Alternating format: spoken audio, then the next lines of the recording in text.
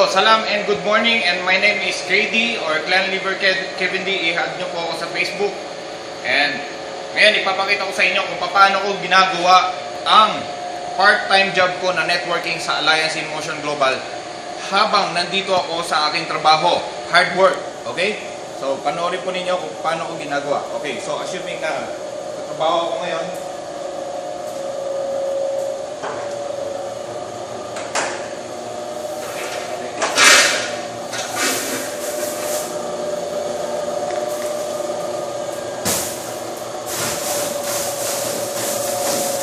okay, so habang hinaantay ko yung isa, at saka habang hinaantay ko yung mga ibang makina ko na gumagalaw, assuming na umaandar yan, okay, supposing, okay, na umaandar yung mga makina ko. So, kukunin ko yung cellphone ko para mag-aim global. Okay, so ito ang aking cellphone. So habang inaantay ko yung aking dinadrive, magpe-Facebook ako. Okay, so ito Facebook. Okay, my Facebook. And then halimbawa mag-iisip ako ng something na ipopost ko. Okay, halimbawa scholarship ng M Global. Okay, so search ako sa mga picture ko ng pictures ng scholarship. Okay. Ito yung scholarship. Yan. And then, ipopost ko.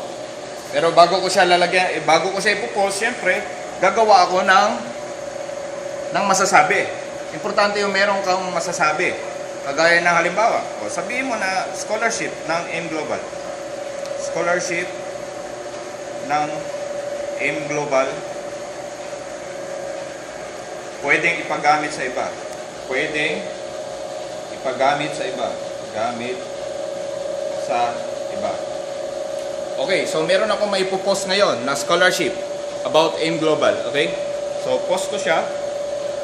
Then, pag na-post ko siya sa Facebook wall ko, di makikita siya ng mga friends ko, ng mga kamag-anak ko, lahat ng K ko. Okay? Kaibigan, kaaway man, o okay, so makikita yan, pati ng mga friends ng friends ko. And then, chances are, syempre, it's like planting seeds. Nagtatanim ka ng mga impormasyon about M Global sa mga iba't ibang tao na makakakita. And then, chances are na, kasi iba-ibang tao, iba-ibang personality, merong 4 types of personality. Merong tao na babaliwalain lang, didedmahin. Pero meron ding tao na magiging interesado dyan. Halimbawa, yung mga tao na merong kamag-anak na katatapos lang mag-aral ng high school, kagagraduate lang, edi kailangan mag-college. So, ipakita mo sa kanila na merong scholarship. Dahil ang scholarship, malaking tulong sa kanila. Okay?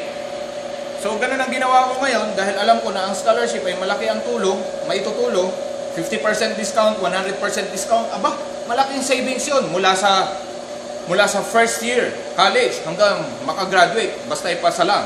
Okay, so, ganun, meron na akong post and then, kaya mo to. Huwag mo sabihin na hindi mo kaya. Kung ikaw nagtatrabaho ka sa opisina, paupo-upo ka lang, okay? Kaya mo to. Mag-networking ka. Huwag ka na magduda. Walang mangyayari sa pagdududa, kaibigan. Kailangan, ang Pilipino ngayon, mabilis umasenso.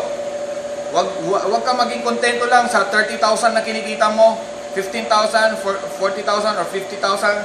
Hanggat maaari, kung ikaw ay nasa abroad, hanggat maaari, kung pwedeng kumita ng mabilis, para makauwi ka agad sa Pilipinas ay gawin. Okay? So, huwag natatamad-tamad. Kung kaya ko, kaya mo rin. Okay? So, yun lang. Masasabi ko, happy networking, God bless, and more power to you. Huwag mo muna i-post. Post mo agad eh.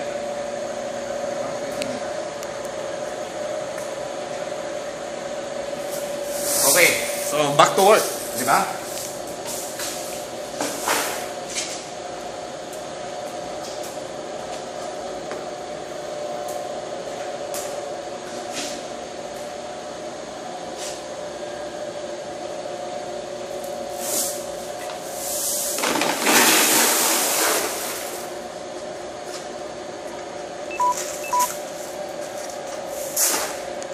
Okay, so that's all guys. Bye!